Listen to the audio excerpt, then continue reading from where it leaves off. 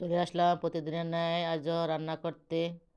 প্রতিদিনের নিয়ম, কারণ আজকে আমি ডাল রান্না করব। ডালটা আজকে পাতুরি করব, পাতলা রান্না করব না। আর আব্বু আবার একটু মাঝে মাঝে বোনা পছন্দ করে, সেই জন্য আমি একটু পেঁয়াজ, একটা তেজপাতা দিয়ে ভালো করে ভেজে, একটা শুকনো মরিচ দিয়ে আমি ডালটা পানি দিয়ে কিছুক্ষণ পর একটা টমেটো দিয়ে আমি পাতুরি করে নিব। আর এটা বেশিক্ষণ দেখাবো না, কারণ ডাল রান্না করতে সবাই জানে, কেউ পাতলা খায়, কেউ বোনা খায়, এক একজন এক একবার। আর সাথে কিছু ডিম বোনা করব।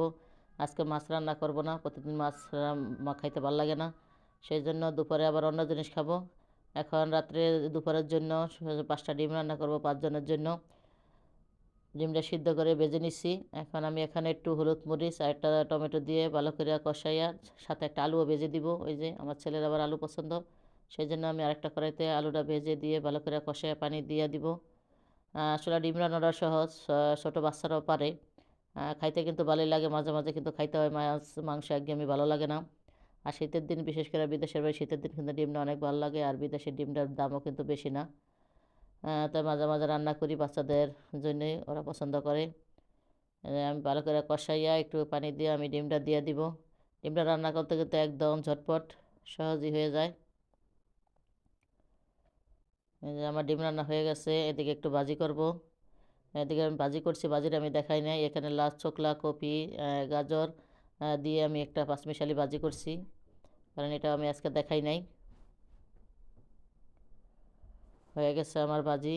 ডাল, দুপুরের আয়োজন, এই যে ডিম। অল্প সময়ের ভিতর ঝটপট খেতে কিন্তু মানে তৃপ্তি সহকারে কিন্তু ভাত খাওয়া যায়।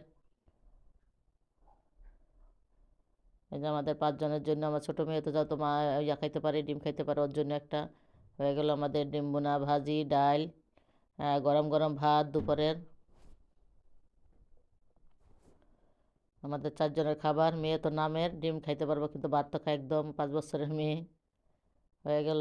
এখন আমাদের রাত্রের পালা। এটা তো দুপুরের জন্য, এই যে রাত্রের জন্য আবার ভাজি করলাম। রাত্রে চলে আসলাম, রাত্রে রুটি খাইব। দেখেন ছেলেরা বলছে আলু কাটতে, কি মোটা মোটা করে আলু কাটছে। সে আলু ভাজি খাবে, দেশের মতো, দেশের স্বাদ কি আর বিদেশে পাওয়া যায়? বিদেশের আলু আর দেশের আলু অনেক কিন্তু পার্থক্য। দেশের আলুটা ভাজি করলে কিন্তু অনেক স্বাদ লাগে। ঘরে সবজি আছে, কিন্তু ও সবজিটা খাইব না, শুধু আলু ভাজি খাইব। সেই জন্য ওরে আলু ভাজি করে দিলাম রুটি। আর আলু ভাজিটার আবার 2 ভাগে করছি। আমার আর ওর আব্বুরটা একটু সবজি দিয়া, আর ওরটা শুধু আলু, ওরা ভাই বোনের শুধু আলু। এই যে হ্যাঁ, ওরা শুধু আলু ভাই বোনেরটা। আর আমাদের আবার একটু সবজি দিয়ে নিছি, কারণ যত কপি টপি সবজি আছে সব পদের মিক্সে।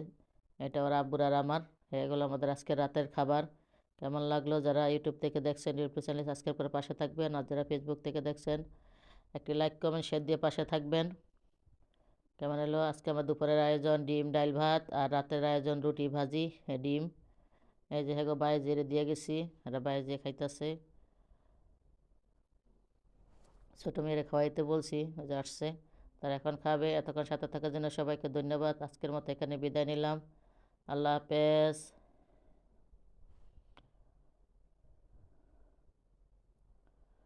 আল্লাহ হাফেজ সবাইকে, আল্লাহ হাফেজ।